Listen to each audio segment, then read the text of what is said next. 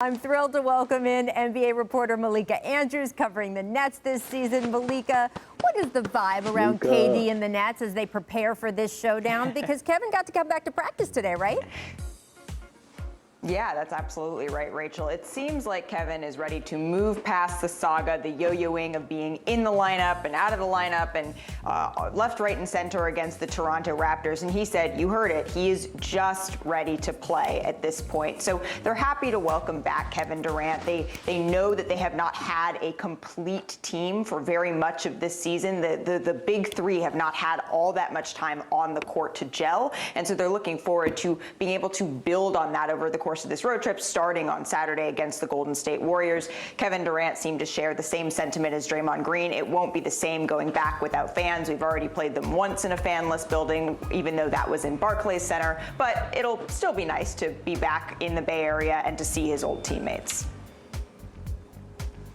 Yeah, I agree. I think he'll enjoy seeing his old teammates, and it's not going to have the same effects going back. He's still going to go back, and he's going to go off and score at will like he's done. I'm sure he's just, like I said, he's happy to be back on the basketball court and play basketball with his guys, and they're trying to tune up to get ready for a playoff run. So every minute, every game that they play together matters. So this is another game that matters to them. For sure.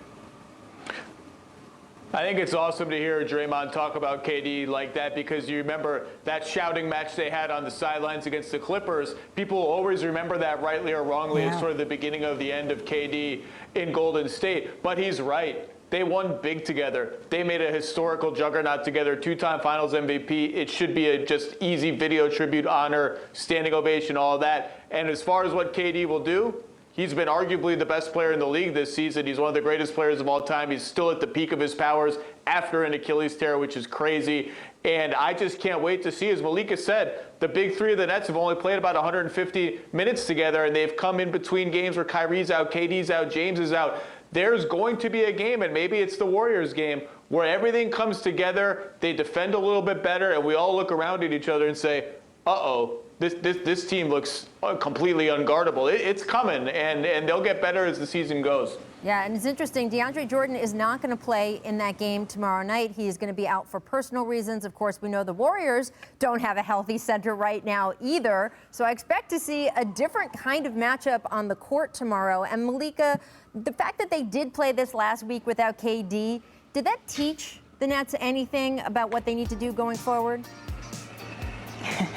Well, I think what they need to work on going forward, Rachel, is just so clear. Everybody on this panel knows it. Everyone within the Nets organization knows it, that with or without Kevin Durant, they knew that defense is where they're going to be zeroing in on over the course of this road trip, over the course of this season. And Steve Nash has said many times, Kevin Durant is our best defender. So perhaps that was exacerbated a little bit with him being out of the lineup, those glaring problems that they had on defense, especially in that game against Detroit. That's one that Kevin Durant mentioned specifically in his availability today when he said what he was looking forward to on this road trip was to be building defensively. But this is a team that is going to test the question of whether or not you need to have a top 10 defense in order to win a championship. That's their goal. We've heard James Harden say it to you. We've heard the Nets say it over and over again this season. The Warriors were able to do it when they finished 11th in the 17-18 season in their dynasty, and the Lakers were able to do it in the 2000-2001 season before that,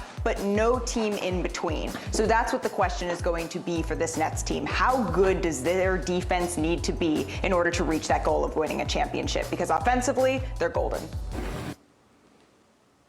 Yeah, I think 10th, 11th is going to be good enough given how good their offense is. And like I said before, the 2016 Cavs and the 2017 Cavs that were a championship caliber team, that's the model for the Nets as well. It's the same thing, but I'll go a step further than Steve Nash. Kevin Durant is by far Brooklyn's best defender. And yes, this is their biggest challenge of the season. They're switching a lot, okay? They're switching a lot, which is how Harden played in Houston.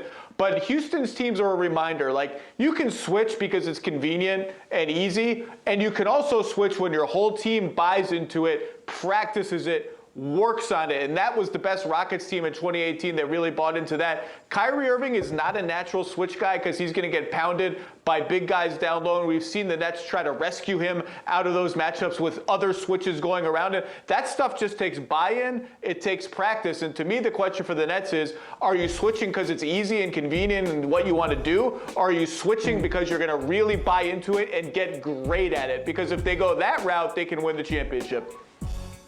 Well, Zach, I'll say to this about the Kyrie Irving situation. Well, you can switch 2 through 5 because if you don't have a DeAndre Jordan or a big, you're probably going to see Jeff Green playing the 5 and sometimes Harden playing the 4 or Kevin Durant playing the 5 or 4. So you can switch 2 through 5 and just show, hedge, or whatever you choose to do to keep Kyrie Irving on small guys or the smallest guy on the floor. So like I said, if they buy in defensively, you don't want to get into a scoring competition with the Nets. So defensively for them, they're going to have to lock down teams and keep teams under their average. Yeah, it's going to be so interesting. James Harden, as you heard at the top of the segment there, said, I just think we have to be good. We don't have to be great, but we definitely have to be good. Thanks for watching ESPN on YouTube. For live streaming sports and premium content, subscribe to ESPN+.